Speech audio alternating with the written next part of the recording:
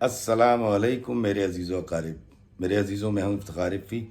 اور آج 22 اگست ہے، بابا جی اشفاق صاحب کی پیدائش کا دن۔ اور میں آپ کو بتاؤں کہ بابا جی اشفاق صاحب 22 اگست کو پیدا ہوئے اور 7 ستمبر کو اس دنیا سے چلے گئے۔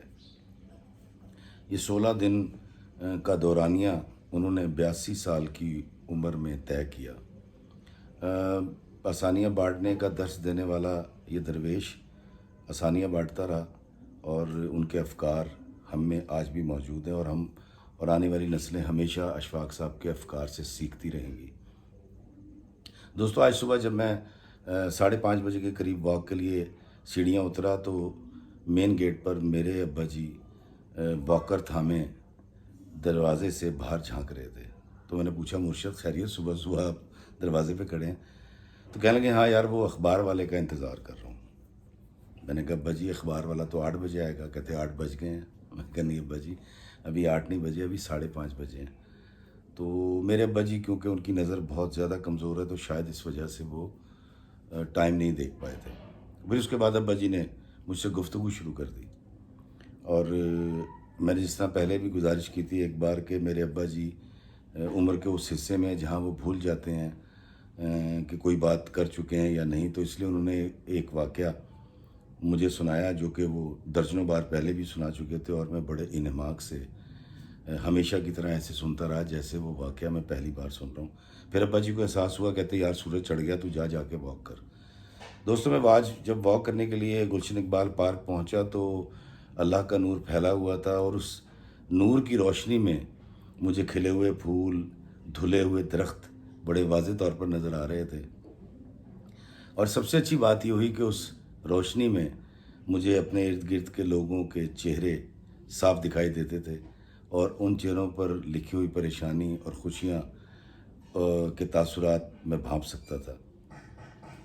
دوستو، جب میں جا رہا تھا تو راستے میں ایک چوراہے پر ایک دیوانہ، جس کو عرف عام میں پاگل کہا جاتا ہے، میلے کپڑے تھے، داڑھی بڑی ہوئی اور اینٹ اٹھا کر وہ بھاگتا ہوا آیا اور میری گاڑی کی اسکرین پہ مارنے لگا۔ تو میں کچھ کر نہیں سکتا تھا ماں سوائے اس کے کہ میں اس کو دیکھ کے مسکرایا،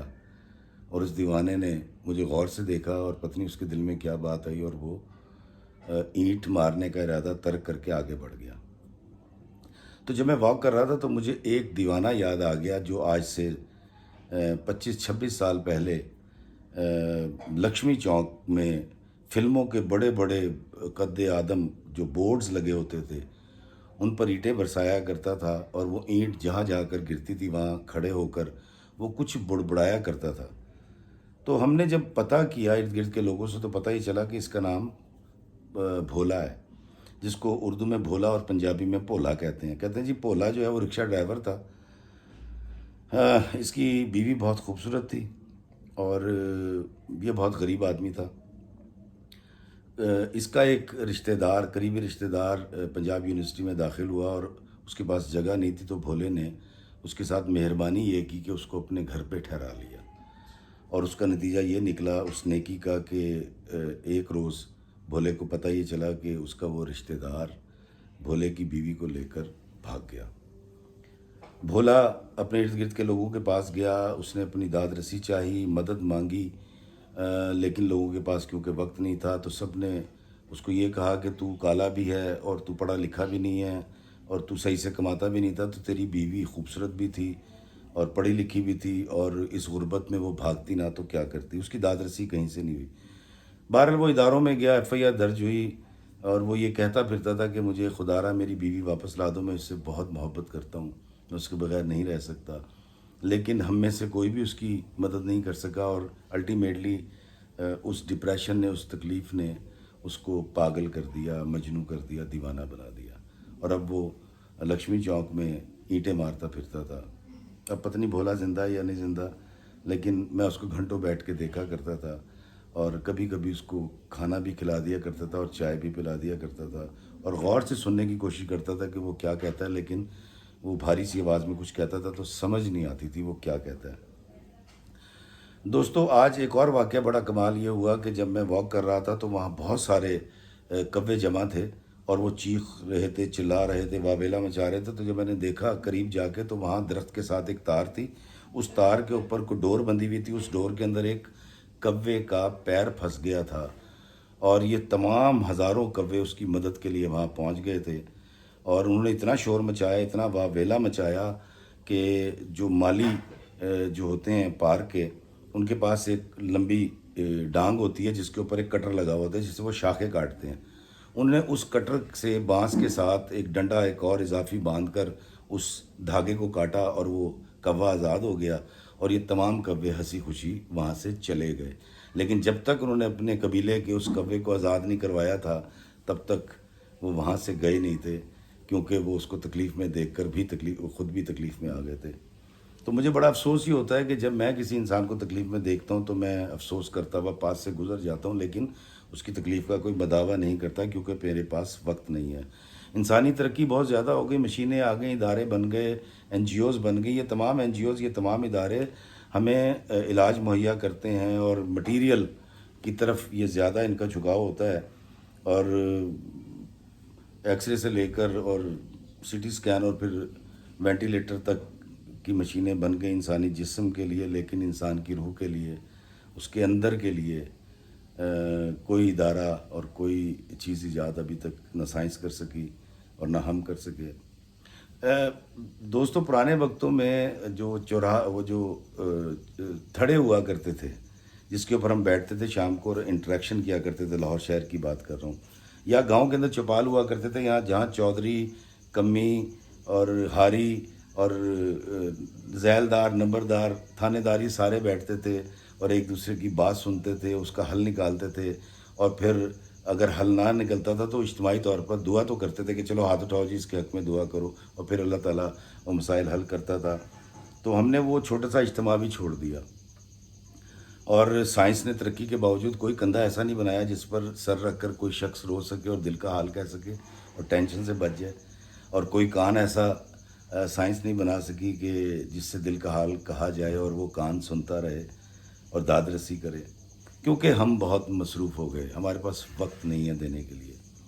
اور میرا پیڈسٹل ویسے بھی اجازت نہیں دیتا کہ میں اپنے مالی سے یا اپنے گھر میں جو صفائی والا ہے اس سے، یا اپنے گھر میں، میرے گھر میں جو روٹی پکاتی ہے خاتون سغرا، اس کو میں وقت دے سکوں. تو میرا سٹیٹس، میرا جو پیسہ ہے، میں جو افسر ہوں یا میں تاجر ہوں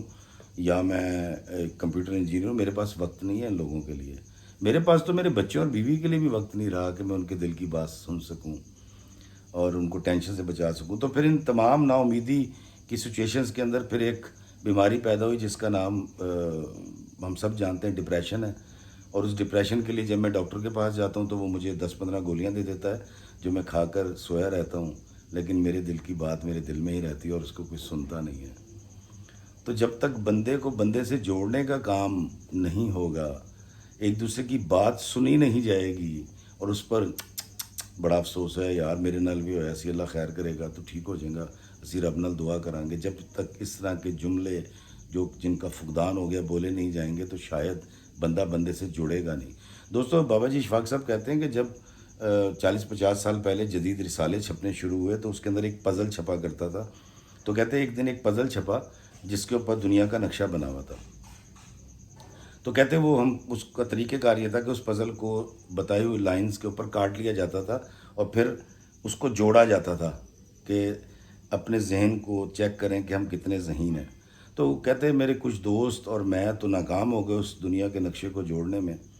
تو میرا پوتا جو بہت چھوٹا تھا وہ میرے پاس آیا، اس نے کہا دادا اگر آپ کہیں تو اس نقشے کو میں جوڑ سکتا ہوں. تو میں نے اس کو وہ دے دیا، تو وہ 2 منٹ میں جوڑ کے لے آیا. تو میں نے اس سے پوچھا بھئی یہ تو ہم سب نہیں جوڑ سکے، تو تمہیں کیسے پتہ چلا کہ کون سا بر اعظم کہاں ہیں اور کون سا ملک کہاں ہیں، تو تم نے یہ نقشہ کیسے اتنی جلدی جوڑ لیا؟ تو ان کے پوتے نے کہا کہ دادا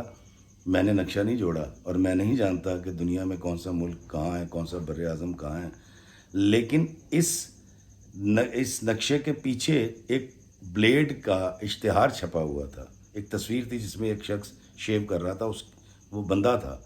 کہتے ہیں میں نے اس بندے کو جوڑ دیا. جب اس کی تصویر مکمل ہوئی اور بندہ مکمل ہوا تو پلٹ کے دیکھا تو دنیا کا نقشہ مکمل ہو چکا تھا. تو بابا جی کہتے ہیں کہ جب بندے کو جوڑ دیا جائے تو پھر دنیا مکمل ہو جاتی ہے، اس کا نقشہ مکمل ہو جاتا ہے، اس کے بنانے کا مقصد مکمل ہو جاتا ہے۔ تو دوستو،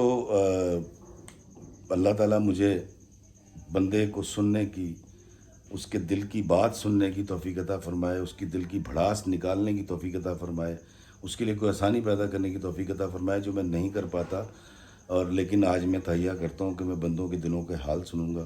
اور بندے کو بندے سے جوڑنے کا کام ضرور کروں گا، کیونکہ بابا جی اشفاق صاحب کہا کرتے تھے کہ بندے کے پاس بندے کو دینے کے لیے صرف ایک چیز ہے، اور وہ ہے وقت، اور وہی وقت میں بدقسمتی سے نہیں دے پاتا۔ دوستو، آج اشفاق صاحب کے ساتھ گزارے ہوئے مجھے اپنے 9 سال پر بڑا فخر ہو رہا ہے، اور اس نشست و برخاست میں جو میں سیکھا کرتا تھا، میں بڑا خوش قسمت سمجھتا ہوں اپنے آپ کو، اور میں اسی کا پرچار کرنے کی ہمیشہ کوشش بھی کرتا رہتا ہوں۔ اور میں آپ کو بتاؤں کہ میں اشفاق صاحب کا شاگرد نہیں ہوں، کیونکہ صوفی کا کوئی شاگرد نہیں ہوتا۔ صوفیزم بالکل ایسی ہے کہ جیسے اگر میں پی ایچ ڈی ہوں، ڈاکٹر کہلاتا ہوں، میں چاہتا ہوں میرے بچہ، بیوی یا بہن، بھائی، رشتہ دار پی ایچ ڈی ڈاکٹر کہلائے تو اس کو پی ایچ ڈی کرنی پڑتی ہے۔ اسی طرح کسی بھی صوفی کے فالوورز تو ہو سکتے ہیں، ماننے والے ہو سکتے ہیں جو اس راستے پہ چل کے اپنی زندگیوں میں سکون پیدا کریں اور دوسروں کے لیے راحت کا باعث بنیں، لیکن ان کے اندر پیری مریدی نہیں ہوتی۔ اس پر میں کبھی پھر بات کروں گا، لیکن اس ویڈیو کو اس بات پہ ختم کروں گا کہ آج بابا جی کی کوئی سالگرہ کا دن ہے۔ آئیں اس درویش کے لیے درجات کی بلندی کی دعا کرتے ہیں مل کے، جو صدا لگایا کرتا تھا کہ اللہ ہمیں آسانیاں عطا فرمائے اور آسانیاں تقسیم کرنے کا شرف عطا فرمائے، آمین۔ السلام علیکم ورحمۃ اللہ وبرکاتہ۔